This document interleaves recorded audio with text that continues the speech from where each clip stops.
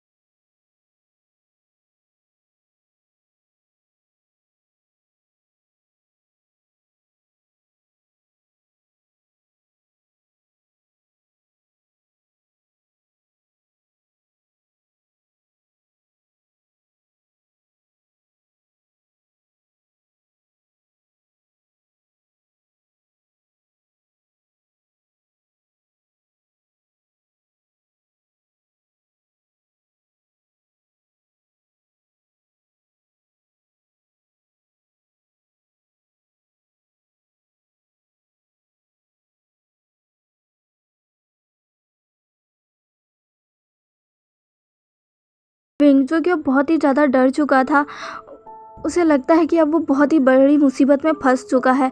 Wing कहता है, कौन हो तुम? कहाँ ले जा रहे हो मुझे? छोड़ दो मुझे, छोड़ दो। मैंने तुम्हारा क्या बिगाड़ा है? विंग की आंखें अब नम हो चुकी थी। उसे देखकर साफ साफ लग रहा था कि अब वो रो ही देगा। वो पर्सन विंग को ऐसे देखता है और कहता है, शांत हो जाओ। तभी वो विंग कहता है, प्लीज़ प्लीज़ मुझे छोड़ दो, मुझे जाने दो। मैंने क्या किया? तुम ऐसे क्यों कर रहे हो? छोड़ दो, मुझे जाने दो। विंग बहुत ही ज़्यादा हाइपर होने लग जाता है। तभी वो पर्सन विंग को पकड़ते हुए कहता है, शांत हो जाओ।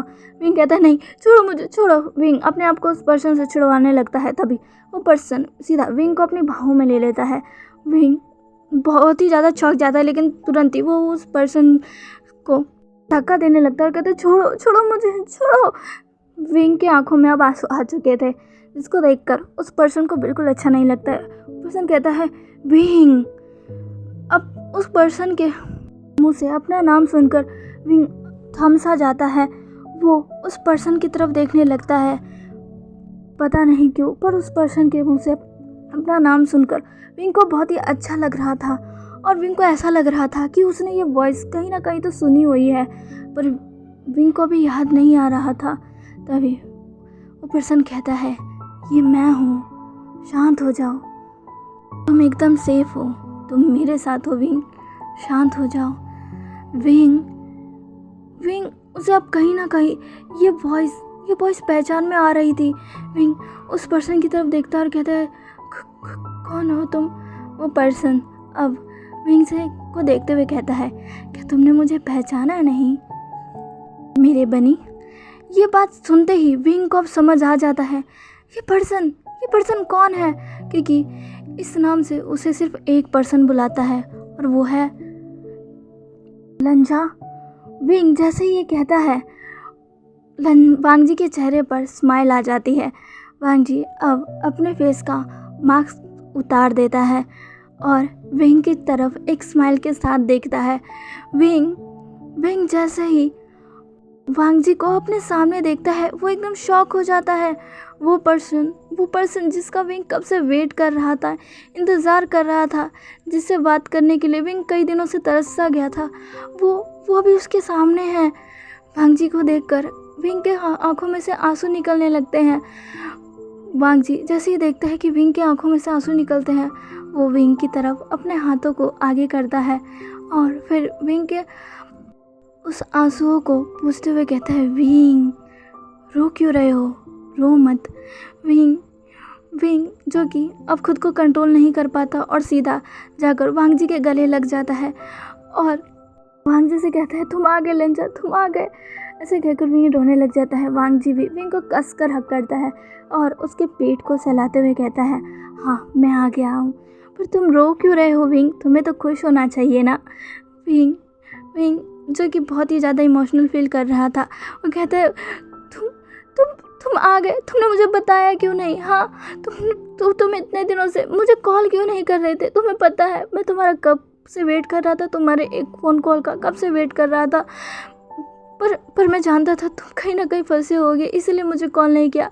पर तुम आ गए, मुझे तो विश्वास ही नहीं हो रहा। भाई जी कहता है, मैं बस तुम्हें सरप्राइज़ देना चाहता था विंग जो कि कहता है, तुम्हें मुझे बताना चाहिए था, मैं तुम्हें लेने आता। वांग जी कहता है, अगर मैं तुम्हें बता देता तो तुम इतने ज़्यादा सरप्राइज कैसे होते विंग जो कि वांग जी के बाहों में ही रोने लगता है। वांग जी कहता है, शांत हो जाओ विंग, मैं हूँ ना यहाँ, प्लीज़ मत रो बनी, मैं हूँ यहाँ। विंग जो कि कहता है, तुम सच में हो ना, मैं कोई सपना तो नहीं देख रहा। वांग जी कहता है, बिल्कुल भी नहीं, मैं यहाँ सच में हूँ, तुम्हारे पास, तुम्हारे साथ। और ऐसा कहकर वांग जी के चेहरे पर स्माइल आ जाती है और वो विंग को खुद से दूर करता है और उसके यहाँ गालों पर से वो उस आंसू को पोंछता है और फिर उसके फोरहेड पर किस करता है और कहता है, देखो मैं तुम्हारे पास हूँ, बहुत